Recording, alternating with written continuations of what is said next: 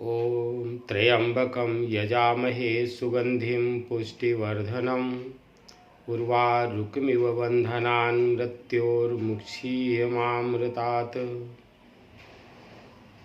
मित्रों, मैं आचार्य सुशील कुमार द्विवेदी ज्योतिष संबंधी किसी भी समस्या से यदि आप पीड़ित हैं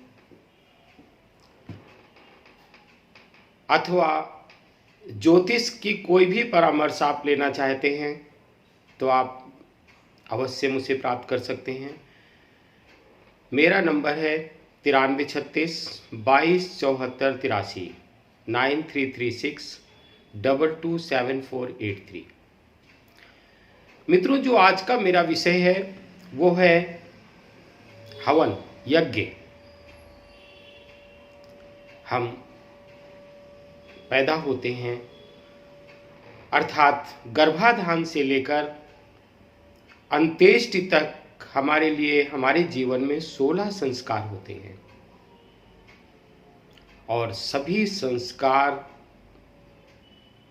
के समय एक यज्ञ का विशेष महत्व है। आपने शास्त्रों में भी पढ़ा होगा, सुना भी होगा, ऋषियों की वाणी सुनी होगी कि यदि वर्षा नहीं हो रही है तो यज्ञ का प्राविधान था, संतान नहीं हो रही है तो भी यज्ञ का प्राविधान था, वातावरण प्रदूषित हो रहा है, यज्ञ के द्वारा हम उसे वातावरण के प्रदूषण मुक्त कर सकते हैं। आज मेरा उसी विषय पर जो आज वीडियो में बना रहा हूं और आप तक संदेश पहुंचा रहा हूं। तो मित्रों, आपके घर में भी यदि ऐसा लगता है कि आप घर आए हैं और आपका मन नहीं लग रहा है, घर से बाहर भागने की कोशिश करते हैं, घर में तनावपूर्ण माहौल है, रोग दूर होने की कोशिश नहीं कर रहे, समस्याएं एक के बाद एक बढ़ रही हैं, तो मित्रों यज्ञ का विधान अपनाएं। अनगिनत जड़ी बूटियों के द्वारा हम वातावरण को शुद्ध करते हैं। मंत्रों के द्वारा जैसे ही उस सामग्री का प्रयोग किया जाता है, हमारा वातावरण प्रदूषण मुक्त हो जाता है, हमारा वातावरण नकारात्मक ऊर्जा से दूर हो जाता है और धीरे धीरे सुख शांति बढ़ने लग जाती है।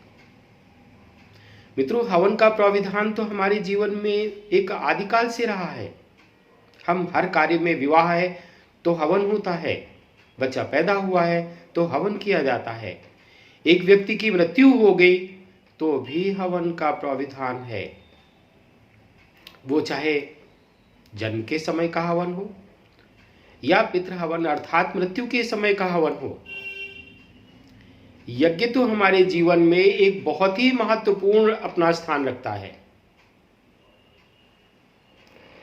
तो मित्रों, मानसिक तनाव है या विशेष तरह के रोग हैं, क्योंकि कफ समस्या है तो अलग हवन होते हैं, उनकी सामग्रियां अलग तरह से प्रयोग की जाती हैं। यहां तक कि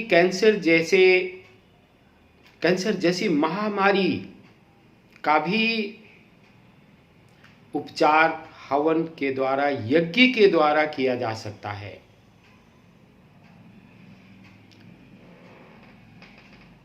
आप किसी भी पूर्णिमा, किसी भी अमावस्या, यदि पितृ समस्या से पीड़ित है तो अमावस्या को विभिन्न सामग्रियों से हवन किया जा सकता है। वो योग्य आचार्य आपको स्वयं अवगत करा देगा कि किन किन सामग्रियों का उस हवन में प्रयोग किया जाए। मंत्रों का जीवन में बहुत प्रभाव होता है मित्रों, और आप भी मंत्रों के द्वारा अपने जीवन को सुखमय बना सकते हैं।